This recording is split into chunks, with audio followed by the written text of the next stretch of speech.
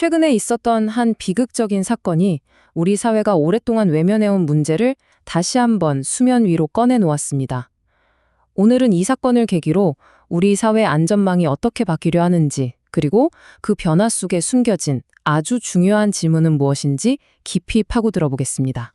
2026년 3월이었죠.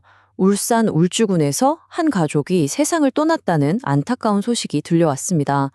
그런데 정말 가슴 아픈 건 뭐냐면요. 사실 정부 시스템은 이 가족의 위기 신호를 이미 알고 있었다는 겁니다. 시스템은 알고 있었는데 왜 도움의 손길은 끝내 닿지 못했을까요? 도대체 어디서부터 잘못된 걸까요? 자, 그 문제의 가장 깊은 곳을 들여다보면요. 우리 복지제도에 아주 오래된 원칙 하나가 자리 잡고 있습니다. 바로 신청주의라는 건데요. 이 원칙이 도대체 뭐고 왜 이번 비극의 한 원인으로 지목받고 있는지 지금부터 한번 살펴보겠습니다.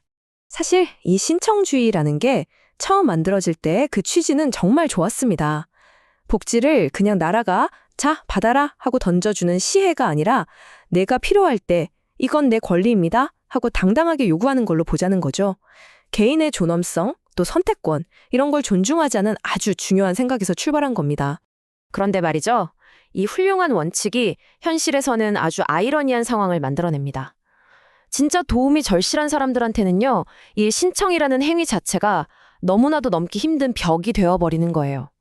내가 뭘 신청할 수 있는지조차 모르거나 혹시나 하는 사회적 시선이 두려워서 또 불신 때문에 선뜻 나서지를 못하는 거죠. 위기는 서류 처리 속도보다 훨씬 빠르게 사람을 덮치니까요. 이런 비극을 다시는 반복할 수 없다. 그래서 정부가 드디어 칼을 빼들었습니다. 더 이상 신청을 기다리지 않겠다. 이제 국가가 먼저 찾아가겠다는 겁니다. 기존의 신청주의 원칙을 보완해서 위기 가구를 직접 찾아내는 직권 신청을 대폭 활성화하겠다는 거죠. 이 표를 보시면 뭐가 어떻게 바뀌는지 한눈에 딱 들어오죠? 핵심은 이겁니다.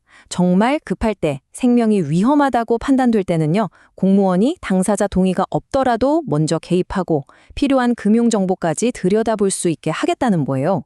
그동안 법적 책임 같은 것 때문에 혹시라도 소극적이었을지 모를 공무원들에게 힘을 실어주겠다는 거죠. 한마디로 가만히 앉아서 기다리는 행정이 아니라 발로 뛰는 행정으로 바꾸겠다는 강력한 의지라고 볼 수 있습니다. 물론 이게 완전히 아무것도 없는 상태에서 시작하는 건 아니에요. 정부는 이미 47가지, 그러니까 47가지나 되는 위기 정보를 분석해서 도움이 필요한 사람들을 찾아내는 시스템을 운영해 왔거든요. 예를 들면 전기요금을 몇 달째 못 낸다거나 건강보험료가 계속 밀린다거나 하는 그런 신호들을 포착해 왔던 거죠. 자, 국가가 먼저 움직이려면 이 넓은 사회에서 누가 위험한지 효율적으로 찾아내야 하잖아요. 여기서 바로 AI 복지라는 말이 등장합니다. 근데 우리가 흔히 SF 영화에서 보는 그런 만능 AI랑은요, 현실은 꽤 다릅니다. 보통 AI 복지라고 하면 왠지 이런 그림을 떠올리기 쉽죠.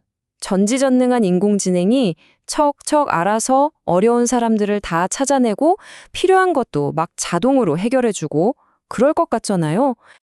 네, 하지만 2026년, 지금 우리의 현실은 사뭇 다릅니다. 지금 현장에서 실제로 쓰이는 AI는요, 이런 식입니다. 먼저 AI가 위험 신호가 잡힌 집에 자동으로 전화를 걸어서 1차적으로 상황을 확인해요. 그리고 그 결과를 싹 정리해서 담당 공무원한테 넘겨주죠.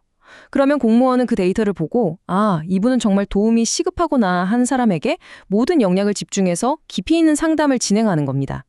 그러니까 AI가 최종 결정권자가 아니라 공무원들이 더 중요한 일에 집중할 수 있도록 돕는 아주 똑똑한 행정비서 역할을 하는 셈이죠. 자, 그런데요. 이렇게 국가가 개인의 삶에 한 발짝 더 다가서는 시도는 필연적으로 아주 근본적인 질문을 던지게 됩니다.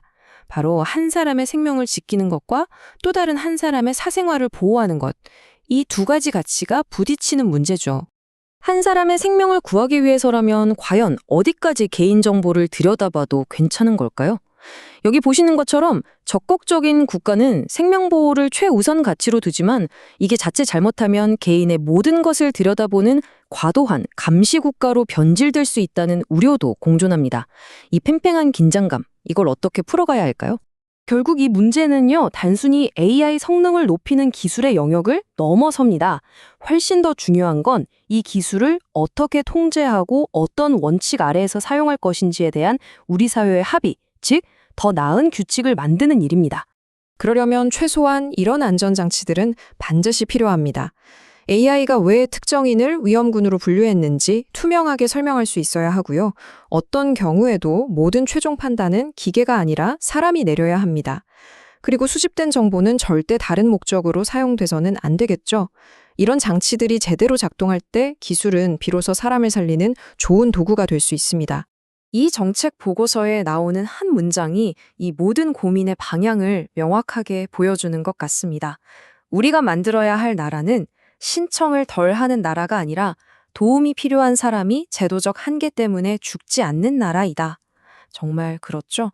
결국 목표는 행정 편의가 아니라 단 한 명의 생명이라도 제도의 빈틈 때문에 놓치지 않는 데 있다는 뜻입니다. 결국 핵심은 이겁니다. AI 같은 기술은 우리가 마주한 문제를 해결하는 데 도움을 주는 아주 유용한 도구일 뿐이지 모든 것을 결정해 주지는 않습니다. 어떤 가치를 우선하며 또 어떤 모양의 사회 안전망을 만들 것인가, 그 최종적인 선택은 기술이 아닌 바로 우리 모두의 몫으로 남아 있습니다.